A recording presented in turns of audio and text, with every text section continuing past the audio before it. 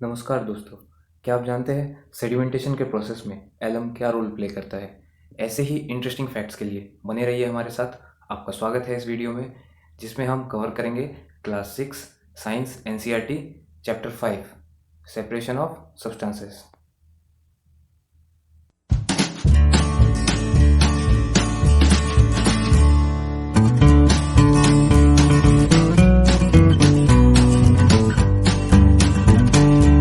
Important topics in this chapter अब हम लोग देख लेते हैं क्या क्या इंपॉर्टेंट टॉपिक है एग्जाम पॉइंट व्यू से। Separation of substances, why do we separate substance? Separation of substance क्या होता है और हम लोग सब्सटेंसेस को सेपरेट क्यों करते हैं? टाइप्स ऑफ मिक्सचर, मिक्सचर के क्या क्या टाइप्स होते हैं उसके बारे में हम लोग पढ़ेंगे। मेथड्स ऑफ सेपरेशन, क्या क्या मेथड्स है सेपरेशन का। Can water dissolve any amount of substances, क्या पानी में हम लोग किसी भी अमाउंट का सब्सटेंस घोल सकते हैं या फिर उसमें सिर्फ पर्टिकुलर अमाउंट का ही सब्सटेंस घोल सकते हैं, उसके बारे में हम लोग जानेंगे। What is saturated solution, saturated solution क्या है ये भी हम लोग पढ़ेंगे। सेपरेशन ऑफ सब्सटेंसेस अब देख लेते हैं क्या होता है ये। The removal of substance from a mixture is known as separation. For example separating stones from rice, churning milk to obtain butter. किसी भी सब्सटेंस को किसी मिक्सचर में से अलग करने के प्रोसेस को हम लोग सेपरेशन कहते हैं। For example separating stones from rice, rice में से जो स्टोन के जो टुकड़े होते हैं हम लोग उसको अलग करते हैं राइस बनाने से पहले, तो वो भी एक सेपरेशन का मेथड है जो कि हैंड पिकिंग कहलाता है। इसके बारे में हम लोग इसके बाद अच्छे से पढ़ेंगे। Churning milk to obtain butter, butter निकालने के लिए जो दूध को फेंटा जाता है वो भी एक जो है सेपरेशन के प्रोसेस में ही आता है, उसको भी हम लोग सेपरेशन में ही काउंट करते हैं। Why do we separate substances, हम लोग सब्सटेंसेस को अलग क्यों करते हैं? To obtain two different but useful components, दो अलग अलग कंपोनेंट्स को प्राप्त करने के लिए जो कि यूजफुल होती है, इसलिए हम लोग उनको क्या करते हैं, सेपरेट करते हैं। क्योंकि हम लोगों ने मिक्सचर के बारे में पढ़ा कि मिक्सचर जो होता है उसमें दो या फिर दो से अधिक कंपाउंड एक साथ मिले हुए हो सकते हैं। टू रिमूव इम्प्योरिटीज़ और हार्मफुल कंपोनेंट्स, उसमें जो भी खराब चीज़ होता है, जो इम्प्योरिटीज़ होती है उसमें, उसको अलग करने के लिए, या फिर अगर उसमें कुछ हार्मफुल कंपोनेंट है उस मिक्सचर में तो उसमें से हार्मफुल कंपोनेंट को अलग करने के लिए हम लोग सेपरेशन करते हैं। सी है to group substances of different sizes, जो जो अलग अलग साइज़ का जो सब्सटेंस है, लाइक अगर दो टाइप की दाल अगर मिल जाता है तो उसको अलग करने के लिए भी हम लोग इस प्रोसेस को अपनाते हैं। टाइप्स ऑफ मिक्सचर, अब कितने प्रकार के मिक्सचर होते हैं उससे पहले हम लोग ये जान लेते हैं कि मिक्सचर क्या होता है। A mixture is a combination of two or more different substances which are mixed but are not chemically combined. तो जो मिक्सचर होता है वो एक या एक से अधिक सब्सटेंस का कॉम्बिनेशन होता है जो कि एक साथ मिक्सड रहते हैं, लेकिन उनमें जो दो सब्सटेंस होते हैं अलग, उनका केमिकली कॉम्बिनेशन नहीं हुआ होता है, मतलब उनमें केमिकल रिएक्शन नहीं हुई होती है, पर वो लोग मिक्सड है, जैसे कि air, sea water, ink etcetera. तो दो जो मेन है, there are two main types of mixture. पहला है homogenous mixture. A homogenous mixture is a type of mixture in which the composition is constant throughout the mixture or the components that make up mixture are distributed uniformly. For example salt water, air, alloy etc. तो जो homogeneous mixture रहता है वो एक ऐसा mixture है जिसमें जो कॉम्पोजिशन रहता है दोनों का, या फिर दो से अधिक सब्सटेंस जो उसमें घुले हुए रहते हैं, उनका कंपोजिशन पूरे मिक्सचर में एक सा रहता है। जैसे कि यहाँ पे एग्जांपल है, शुगर को अगर हम लोग पानी में घोल देते हैं तो वो क्या करता है, पूरे पानी में उसको कहीं से भी आप उठा के टेस्ट करिए तो वो फिर मीठा ही होगा, चाहे आप ऊपर से पानी ले लो या फिर नीचे से पानी ले लो सोल्यूशन के, तो वो यूनिफॉर्मली डिस्ट्रीब्यूट रहता है, उसके कंपोनेंट्स सारे यूनिफॉर्मली डिस्ट्रीब्यूट रहते हैं होमोजेनस मिक्सचर में। अब सेकंड देखते हैं heterogeneous mixture. Heterogeneous mixture is a type of mixture which possesses different properties and compositions in various parts. तो जो हेट्रोजेनस मिक्सचर में क्या होता है कि उसकी प्रॉपर्टीज डिफरेंट होती है और उसके कॉम्पोजिशन भी डिफरेंट होते हैं, उसके जो पार्टिकल्स होते हैं वो यूनिफॉर्मली डिस्ट्रीब्यूटेड नहीं रहते हैं, that is the properties are not uniform through the mixture. For example sand in water and soup etcetera. तो जो हम लोग देख सकते हैं, सैंड को अगर हम लोग पानी में घोल देते हैं, जो रेत होती है उसको पानी में अगर घोलेंगे तो वो पूरा मिक्स नहीं होता, नीचे जाके वो सेडिमेंट हो जाएगा। तो अगर हम लोग देखें कि उसका जो सैंड का जो पार्टिकल है वो यूनिफॉर्मली डिस्ट्रीब्यूट नहीं है उस सोल्यूशन में पूरा, कहीं पे ज़्यादा है कहीं पे कम है। सेम है सूप में। सूप में जैसे कि वेजिटेबल सूप जो होता है उसमें जो भी वेजिटेबल्स रहते हैं वो यूनिफॉर्मली डिस्ट्रीब्यूट नहीं रहते हैं, कुछ वेजिटेबल्स ऊपर तैरते हैं, कुछ वेजिटेबल्स नीचे तैरते हैं, है ना। तो हेट्रोजेनस मिक्सचर में क्या हुआ, उसके पार्टिकल यूनिफॉर्मली डिस्ट्रीब्यूट नहीं रहते हैं, और होमोजेनस मिक्सचर में क्या है, उसके पार्टिकल्स यूनिफॉर्मली डिस्ट्रीब्यूटेड रहते हैं। Methods of separation, methods of separation क्या क्या है? For separating mixture of solid and solid, तो सॉलिड एंड सॉलिड का जो मिक्सचर है उसको सेपरेट करने के लिए हम लोग क्या क्या यूज़ करेंगे? हैंड पिकिंग, थ्रेसिंग, विनोइंग और sieving. For separating solids that do not dissolve in liquid, उसके लिए हम लोग क्या करेंगे? यूज़ फिल्ट्रेशन करेंगे, सेडिमेंटेशन करेंगे और डिकेंटेशन करेंगे। And for separating mixture of solid and liquid, उसके लिए हम लोग क्या यूज़ करेंगे? इवापोरेशन, मतलब जो मिक्सचर जो है उसमें सॉलिड एंड लिक्विड का जो मिक्सचर है उसको अलग करने के लिए हम लोग क्या करेंगे, इवापोरेशन यूज़ करेंगे। Hand picking, hand picking is a method of separation used to separate large size impurities like pieces of dirt, stone and husk from wheat, rice और pulses। तो हैंड पिकिंग का जो प्रोसेस है उसमें हम लोग क्या करते हैं, हाथ से चुन चुन के एक एक करके जो चीज़ हम लोग को नहीं चाहिए होती है उस चीज़ को उस मिक्सचर में से निकाल के अलग कर देते हैं। यहाँ पे कुछ लोग देखिए जैसे कि 2 तरीके का दाल है उसको बैठ के अलग कर रहे हैं। तो जो जो हम लोग को चाहिए उसको हम लोग अलग कर लेंगे हाथ से चुन चुन के। जैसे कि प्रीवियस चैप्टर में आपने पढ़ा होगा जो है फैब्रिक टू फाइबर, उसमें हम लोग क्या करते हैं, हाथ से चुन चुन के कॉटन बॉल्स को निकालते हैं उनको जमा करने के लिए। तो सेम प्रोसेस यहाँ पे हम लोग यूज़ करेंगे, टी लीव्स को कलेक्ट करने के लिए भी हम लोग यूज़ करते हैं हैंड पिकिंग का ही प्रोसेस। जिसमें हम लोग क्या करते हैं, हम लोग पूरा पेड़ नहीं उखाड़ते, हम लोग क्या करते हैं जो पत्ती हम लोग को चाहिए होती है, जो पत्तियाँ अच्छी होती है, हम लोग सिर्फ उन पर्टिकुलर पत्तियों को चुन चुन के निकाल लेते हैं। और सेम हम लोग क्या करते हैं, इस प्रोसेस का यूज़ करते हैं कहाँ पे, चावल में से कंकड़ निकालने में। जो भी कंकड़ रहता है चावल में उसको हम लोग चुन चुन के हाथ से निकाल के फेंक देते हैं। थ्रेसिंग, थ्रेसिंग का जो प्रोसेस रहता है, threshing is the process of beating stalks to separate the grains from the harvested crop. जिन फसलों की कटाई हो जाती है उन फसलों को क्या करते हैं हम लोग 1-2 दिन के लिए सुखाने छोड़ देते हैं। फिर उसके बाद क्या करते हैं, यहाँ पे फर्स्ट फोटो में आप लोग देख सकते हैं कुछ महिलाएं हैं, ये क्या कर रही हैं, उसके गट्ठर को उठा के उस ड्रम में पटक रहे हैं उसको। तो ये क्या हो गया, ये एक मैनुअल प्रोसेस है जो ये लोग कर रहे हैं। और सेकेंड फोटो में जो है ये लोग थ्रेसिंग मशीन का यूज़ कर रहे हैं जो कि मैनुअली ऑपरेटेड है। मतलब उस थ्रेसिंग मशीन को ये लोग खुद ही चला रहे हैं और खुद ही जो थ्रेसिंग का प्रोसेस है उसको पूरा कर रहे हैं। और लास्ट पिक्चर जो है थर्ड पिक्चर, उसमें क्या है, जो थ्रेसिंग मशीन है वो क्या करती है, कटाई भी करती है और साथ ही थ्रेसिंग का जो प्रोसेस है उसको भी कंप्लीट करके जो ग्रेन्स रहते हैं उनको अलग कर देती है। तो क्या है, it is done manually by farmers और बाय थ्रेसिंग मशीन। तो थ्रेसिंग मशीन से भी कर सकते हैं हम लोग और मैनुअली इस प्रोसेस को फार्मर भी कंटिन्यू करते हैं। विनोइंग, जो हम लोग थ्रेसिंग से अलग करके जिन ग्रेन्स को अलग करते हैं तो उसमें क्या रहता है, कुछ कुछ हस्क, उसमें जो चोकर वगैरह जो भूसी वगैरह रहती है या फिर जो अलग अलग टुकड़े होते हैं कुछ कुछ वो गिर जाते हैं उसमें। तो अब उसको अलग करने के लिए हम लोग क्या प्रोसेस यूज़ करते हैं, उसको अलग करने के लिए हम लोग यूज़ करते हैं विनोइंग का प्रोसेस। इसमें हम लोग क्या करेंगे, जो हवा का डायरेक्शन है उस डायरेक्शन में हम लोग एक जो स्कूप होता है उस स्कूप में हम लोग ग्रेन्स को भर लेंगे जिसमें हस्क भी रहेगा सब रहेगा, उसको हवा के डायरेक्शन में हम लोग ऊपर से किसी हाइट से गिराएंगे।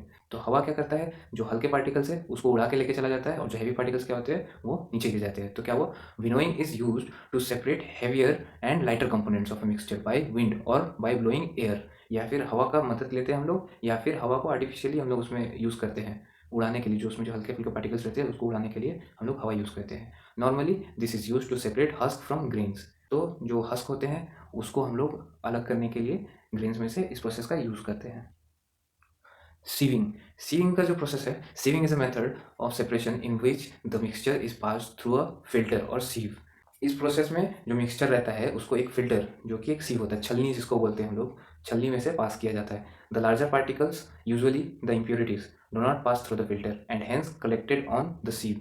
तो जो छलनी होता है उसमें से जो लार्जर पार्टिकल जो रहेंगे, जनरली जो इम्प्योरिटीज होती है उसमें खराबी होती है या फिर जो कीड़े मकोड़े होते हैं, जैसे कि हम लोग आटे को छानते हैं तो उसमें से जो भी चोकर रहता है, जो भी अगर कीड़े रहेंगे उसमें तो वो छलनी में ऊपर अटक जाते हैं और जो फाइन पार्टिकल रहता है आटा का वो नीचे चले जाता है जो साफ होता है।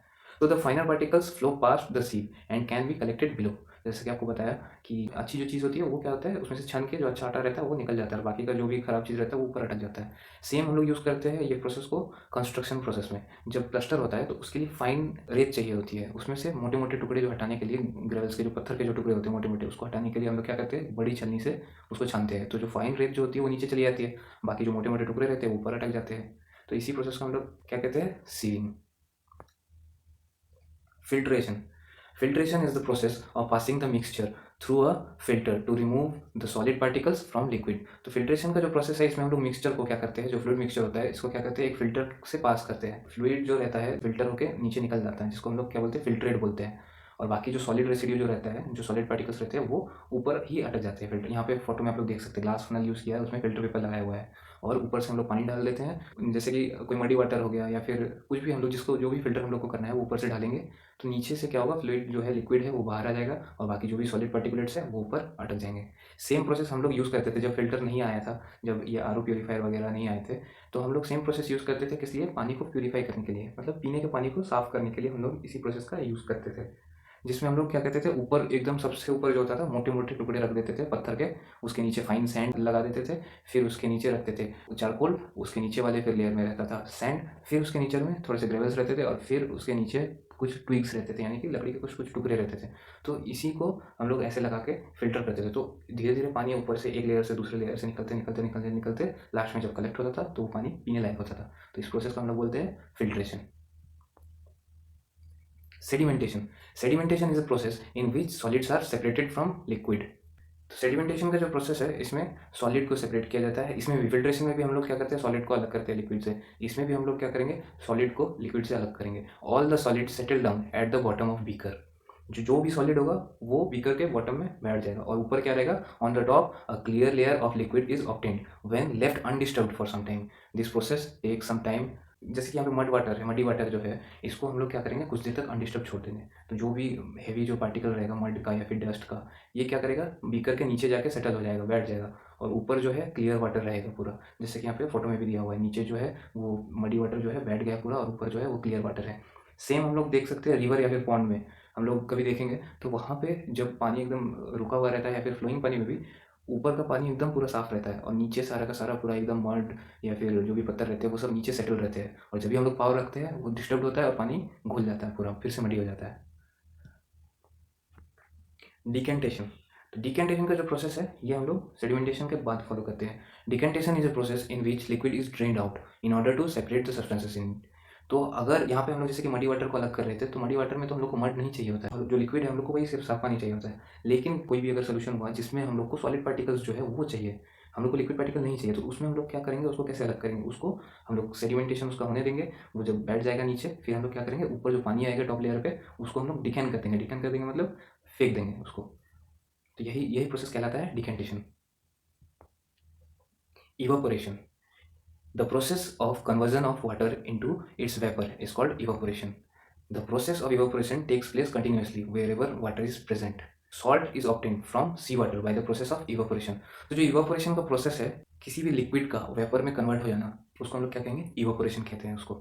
तो evaporation कहीं भी चलता रहता है। जैसे कहीं पे भी हम लोग पानी रखे, कि आप कहीं पे भी किसी पतीले में या फिर किसी छोटे से बोल में पानी रख के आप एक जगह पे छोड़ दीजिएगा, और उसको एक सप्ताह बाद देखिएगा, तो वो क्या है कि कुछ हद तक वो उड़ चुका होगा वो पानी। तो पानी का इवापोरेशन हमेशा होता रहता है। जो सॉल्ट जो हम लोग ऑब्टेन करते हैं सी वाटर से, वो भी इवापोरेशन के प्रोसेस से फॉलो करके करते हैं। सॉल्ट वाटर को क्या करते हैं, हम लोग एक जगह पे घेर के रख लेते हैं। यहाँ पे फोटो में देख सकते हैं, जैसे कि एक जगह पे हम लोगों ने घेर के रख लिया, फिर उस पानी को वहीं पे छोड़ देते हैं। सनलाइट जब उसमें पड़ती है तो इवापोरेशन का प्रोसेस होता है कैरी आउट, उसमें से पानी भाप बन के उड़ने लगता है, और बाकी जो उसमें सॉल्ट डिजॉल्व रहता है वो नीचे ही रह जाता है। उस सॉल्ट को फिर इकट्ठा करके फर्दर प्रोसेस किया जाता है।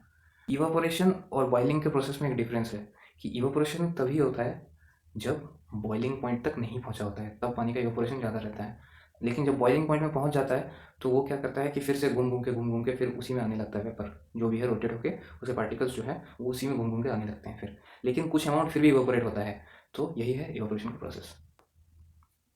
Condensation. Condensation is the process where water vapor becomes liquid. It is the reverse of evaporation, where liquid water becomes vapor. Condensation का जो प्रोसेस है ये इवापोरेशन का रिवर्सिबल प्रोसेस है। इवापोरेशन में क्या हो रहा था, लिक्विड में से गैस बन जा रहा था, वह वाटर वेपर बन रहा था। इसमें क्या होगा, वाटर वेपर से फिर लिक्विड बनता है। For example, formation of water droplets on metallic lead while boiling water. कभी आपने नोटिस किया होगा कि पानी हम लोग जब उबालते हैं, अगर उसके उसमें ढक्कन रख के अगर उबाल दें तो वेपर उठता है। जब उसमें से कुछ देर बाद क्या होता है, जो लीड रहता है उसके ऊपर, वहाँ पे पानी जमने लगते हैं, उसको वाटर के ड्रॉपलेट जमने लगते हैं। वो होता है कंडेंसेशन के कारण। और सेम प्रोसेस इवापोरेशन और कंडेंसेशन, ये नेचर में जो वाटर साइकिल है इसके लिए बहुत इंपॉर्टेंट है। नहीं तो फिर बारिश वगैरह नहीं होगा, और बारिश नहीं होगी तो आप लोग जानते हैं फिर हम लोग को सस्टेन करना मुश्किल हो जाएगा। तो ये इवापोरेशन और कंडेंसेशन का जो प्रोसेस है ये हमारे वाटर साइकिल में बहुत इंपॉर्टेंट है। Can water dissolve any amount of substances. क्या पानी में हम लोग किसी भी अमाउंट का सब्सटेंस घोल सकते हैं या नहीं। Water dissolve different amount of substances in it. पानी में हम लोग अलग अलग अमाउंट घोल सकते हैं, ठीक है। ऐसा नहीं है कि सिर्फ उतना ही घुलेगा, घुलता है, लेकिन उसमें हम लोग को फर्दर कोई और प्रोसेस लगाना पड़ता है, तब जाके उसमें ज़्यादा घुलेगा। तो हम लोग देख लेते हैं सैचुरेटेड सोल्यूशन, या फिर सैचुरेशन पॉइंट क्या रहता है किसी सोल्यूशन का। अ saturated solution is a solution containing the maximum concentration of a solute dissolve in the solvent. तो जो सैचुरेटेड सोल्यूशन रहता है, इसमें क्या रहता है, इसमें ये सैचुरेटेड सोल्यूशन तब कहलाएगा जब हम लोग मैक्स मतलब जितना ज़्यादा उसमें घुल सकता है उतना सॉल्यूट उस सॉल्वेंट में डिजॉल्व कर चुके होंगे। For example, a saturated solution of salt in water is that in which no more salt can be dissolve. तो जो सैचुरेटेड सोल्यूशन है सॉल्ट और वाटर का, जब हम लोग उसमें और नमक नहीं घोल सकते, पर्टिकुलर हम लोग 1 चम्मच नमक ऐड किया हम लोगों ने, फिर उसको घोल दिया, दूसरा चम्मच ऐड किया, तीसरा चम्मच ऐड किया, एक टाइम ऐसा आ जाएगा कि जब उसमें और हम लोग नहीं घोल पाएंगे, जितना भी हम लोग नमक डालेंगे वो जाके नीचे जमा हो जाएगा। तो if more salt is added in it, it will just settle down at the bottom of the vessel. तो जो भी हम लोग ग्लास यूज़ करें या फिर जो भी पतीला वगैरह यूज़ करें उसको घोलने के लिए, उसमें नीचे जाके वो जमा हो जाएगा। तो अब उसको डिसॉल्व करने के लिए हम लोग क्या करेंगे, to dissolve more a substance in a liquid we have to heat it. हम लोग को उसको हीट करना पड़ेगा, उसको गर्म करेंगे अगर हम लोग, तो फिर हम लोग नोटिस करेंगे कि वो जो रिमेनिंग जो अमाउंट हम लोग का जमा हुआ था उसमें, वो फिर से उसमें घुलने लगेगा। पर ये प्रोसेस भी है, ये कुछ ही देर तक कैरी होगा। इसमें भी एक ऐसा टाइम आएगा कि लिक्विड सब इवोपोरेट होने लगेगा, हम लोग हीट करते रहेंगे, लिक्विड जो है इवोपोरेट होते रहेगा और फिर लास्ट में नमक का क्रिस्टलाइजेशन हो जाएगा, वहाँ पे फिर से नमक जमने लग जाएगा।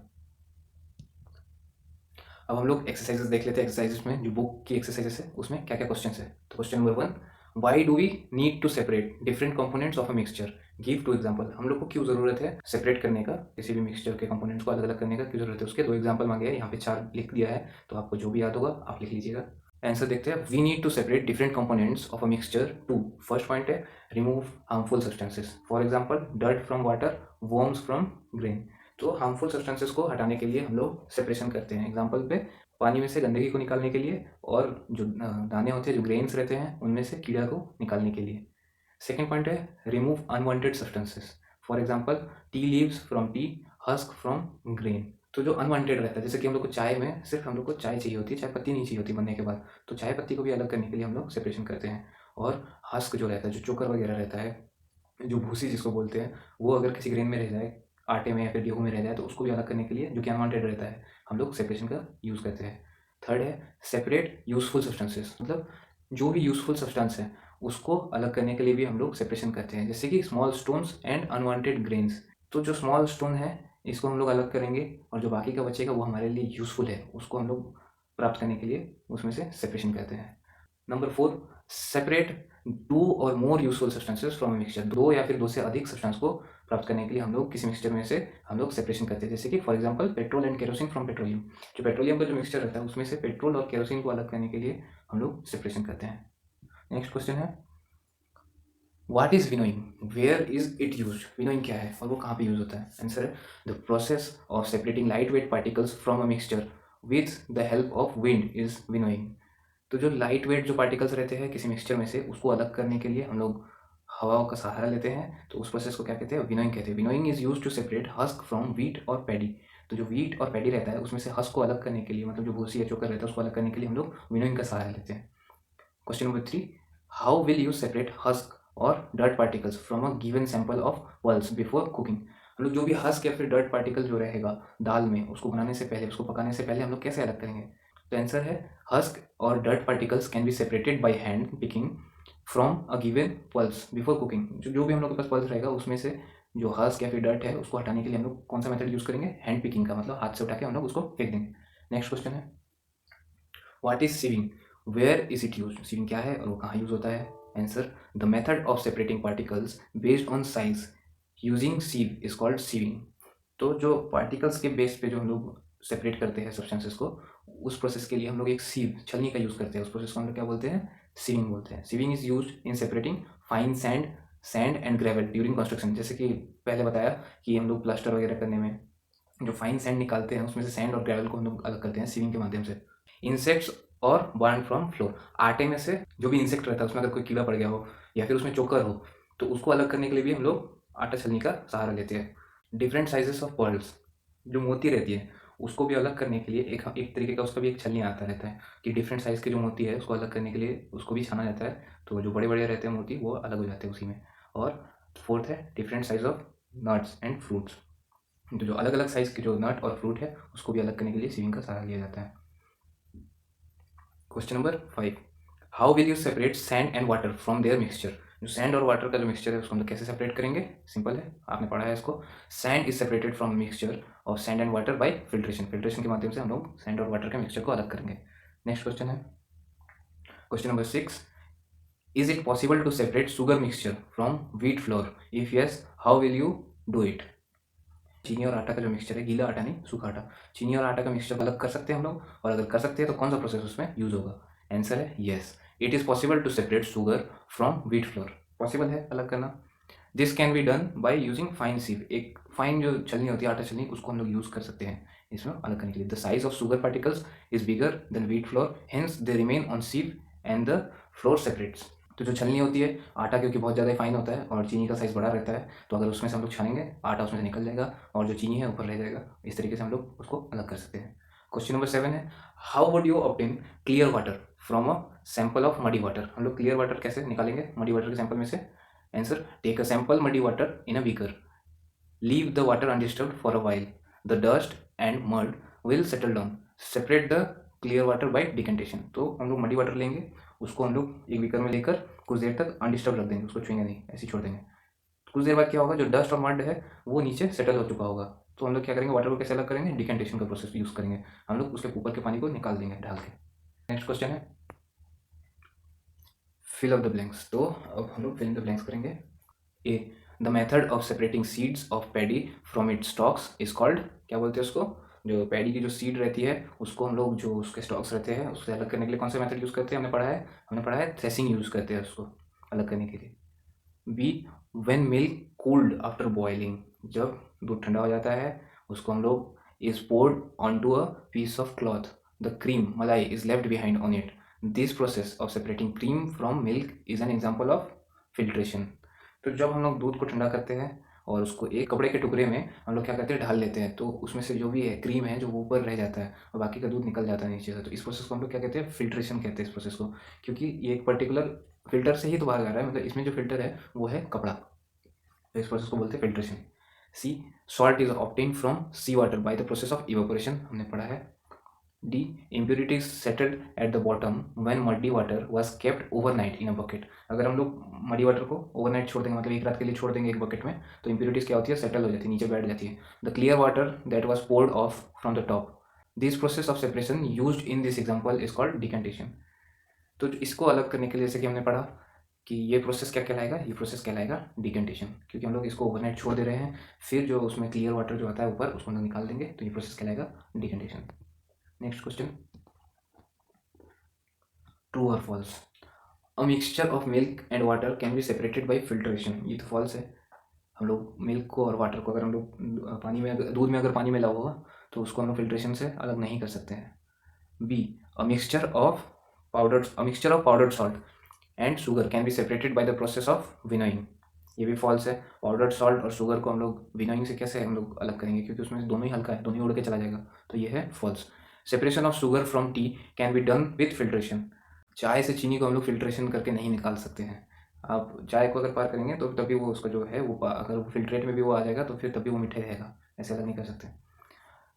D, grain and husk can be separated with the process of decantation, सही बात है, ग्रेन और हस्क को हम लोग डिकेंटेशन में अलग कर सकते हैं। ग्रेन्स को क्या करेंगे हम लोग, पानी में डाल देंगे, तो जो हस्क है क्योंकि वो हल्का रहता है, ग्रेन्स जो है वो भारी रहेंगी, वो डूब जाएगा, और हस्क जो है जो भी भूसी चोकर वगैरह है वो ऊपर तैरने लग जाएगा, तो उसको हम लोग पानी गिरा देंगे, वो भी निकल जाएगा, तो इसलिए ये होगा true. 10th question, lemonade is prepared by mixing lime juice and sugar in water. हम लोग शिकंजी बनाते हैं, नींबू पानी बनाते हैं हम लोग, लाइम जूस जो नींबू का रस है उसको और चीनी घोल के। You wish to add ice to cool it, अब आप चाहते हैं कि उसको ठंडा करने के लिए आप उसमें बर्फ मिलाना चाहते हैं। Should you add ice to the lemonade before और आफ्टर डिजॉल्विंग शुगर, तो क्या आप उसमें आइस को पहले ही घोल देंगे या फिर बाद में डालेंगे, शुगर घोलने के बाद डालेंगे। In which case would it be possible to dissolve more sugar, कौन से केस में ज़्यादा शुगर आप लोग घोल सकते हैं, या ये जनरली आप घर में एक बार प्रैक्टिकल करके देखिएगा क्या है। तो इसका आंसर लिखा हुआ है जैसे कि ice should be added to lemonade after dissolving the sugar in it, जो भी है हम लोग आइस को ऐड करेंगे पानी में चीनी को घोलने के बाद, ठीक है। मोर sugar will dissolve in water without ice, ज़्यादा शुगर हम लोग घोल सकते हैं पानी में आइस डालने के पहले, क्योंकि जो ठंडा पानी होता है ना उसमें कुछ भी घोलना, नमक घोलो या फिर चीनी घोलो, थोड़ा सा मुश्किल हो जाता है। जैसे कि हम लोगों ने पढ़ा है पानी में ज़्यादा घोलने के लिए हम लोग क्या यूज़ करते हैं, उसको थोड़ा सा हीट करते हैं, थोड़ा गर्म यूज़ करेंगे, तो पहले हम लोग नॉर्मल पानी में घोल लेंगे जो भी घोलना है, चीनी घोलो या नमक घोलो, उसके बाद ही हम लोग उसमें बर्फ़ डालेंगे। अब देखते हैं फ्रीक्वेंटली आस्क्ड क्वेश्चंस, ये क्वेश्चन जो है ये बहुत बार पूछे जा चुके हैं। How can the solubility of a substance is increased, same वही वाला क्वेश्चन है कि हम लोग किसी भी सब्सटेंस का सॉल्युबिलिटी कैसे बढ़ा सकते हैं, इंक्रीज कैसे कर सकते हैं, किसी भी जो सोल्यूशन है उसका सॉल्युबिलिटी या फिर किसी सब्सटेंस का सॉल्युबिलिटी कैसे बढ़ा सकते हैं। The solubility of a solute can be increased by following veg, तो सॉल्यूट का जो सॉल्युबिलिटी है, सॉल्वेंट का नहीं, सॉल्यूट का जो सॉल्युबिलिटी है उसको हम लोग बढ़ा सकते हैं कैसे, हीट करके। पहला है heating, the solubility of a solute increases on heating the solution. जब हम लोग सॉल्यूशन को हीट करते हैं, जो सॉल्यूट के जो घुलने का जो मात्रा रहता है वो बढ़ जाता है। For example, more sugar can be dissolve in hot water than cold water. जैसे कि पिछले क्वेश्चन में भी था कि हम लोग थोड़ा गर्म पानी में ज़्यादा चीनी घोल सकते हैं ठंडे पानी के मुकाबले, ठीक है। Stirring, stirring will dissolve more solute in a solvent. जो स्टरिंग है वो ज़्यादा सॉल्वेंट घुलने में मदद करेगा। For example, if we add sugar to water in 2 glasses, अगर हम लोग चीनी 2 ग्लास में ऐड कर दिया हम लोगों ने, फिर let one solution remain undisturbed and stir the other, तो एक को हम लोग अनडिस्टर्ब छोड़ देंगे और एक को हम लोग घोलते रहेंगे, हिलाते रहेंगे। तो हम लोग कुछ देर बाद देखेंगे more sugar dissolves in the glass that is stirred. तो जिसको हम लोग घोल रहे थे अच्छे से, जिसको स्टर कर रहे थे, हिला रहे थे, तो उसमें ज़्यादा शुगर घुल चुका होगा जो अनडिस्टर्ब रखा हुआ है उसके मात्रा में। सॉल्यूट इन पाउडर फॉर्म, अगर सॉल्यूट को हम लोग पाउडर फॉर्म में कर ले, अगर चीनी को हम लोग पीस लेते हैं, वो ज़्यादा जल्दी घुलने लगेगा। फिर powder solute dissolve more than the solute in crystal form. वही है कि अगर हम लोग पूरा साबुत चीनी डालेंगे तो वो चीनी घुलने में ज़्यादा टाइम लगेगा, अगर उसको पाउडर करके डालेंगे तो वो ज़्यादा जल्दी घुल जाएगा। Question number 2, what are the categories that mixture can be classified into. तो क्या क्या कैटेगरीज है इसको हम लोग पढ़ चुके हैं पहले, तो ये क्वेश्चन के फॉर्म पे भी बहुत आता है कि क्या क्या कैटेगरीज है जिसमें हम लोग मिक्सचर को डिवाइड कर सकते हैं। Mixture can be classified into following categories. Following categories क्या क्या है? Homogeneous and heterogeneous mixture. तो इसको आप पढ़ लीजिएगा, इसको एक बार लेक्चर में समझा दिया है, यही आंसर है इसका, ठीक है। नेक्स्ट है third question, name some materials that are used as filter. Filter के तौर पे हम लोग क्या क्या यूज़ कर सकते हैं? आंसर है cotton, ceramic, filter cloth, filter paper. Question number 4, name the process of separating 2 immiscible liquids. 2 immiscible liquid को अलग करने के प्रोसेस को हम लोग क्या कहते हैं और हम लोग उसको कैसे अलग कर सकते हैं? By using separating funnel. Separating funnel के बारे में आपको इसमें बताया नहीं गया है। सेपरेटिंग फनल हम लोग हायर क्लासेस में पढ़ेंगे। तो यहाँ पे हम लोग क्या है कि हमने यहाँ पे डिकेंटेशन का प्रोसेस किया है, तो यहाँ पे हम लोग लिखिएगा कि हम लोग डिकेंटेशन के प्रोसेस से इमिसिबल लिक्विड्स को अलग कर सकते हैं। Question number 5, which substance is use for loading. Loading, अब लोडिंग जो है, लोडिंग का मतलब क्या है? जब सेडिमेंटेशन का जो प्रोसेस था, जो पार्टिकल जो हैवी है वो सेटल डाउन हो रहे थे, ठीक है, उस प्रोसेस को लोडिंग बोलते हैं। तो उस प्रोसेस को स्पीड अप करने के लिए एलम हम लोग डालेंगे। अगर हम लोग एलम यूज़ करेंगे, एलम फिटकरी जिसको बोलते हैं, तो अगर उसको यूज़ करेंगे तो वो जो लोडिंग का जो प्रोसेस है ना, वो स्पीड अप हो जाएगा, तो वो बहुत ज़्यादा ही जल्दी सेटल होगा।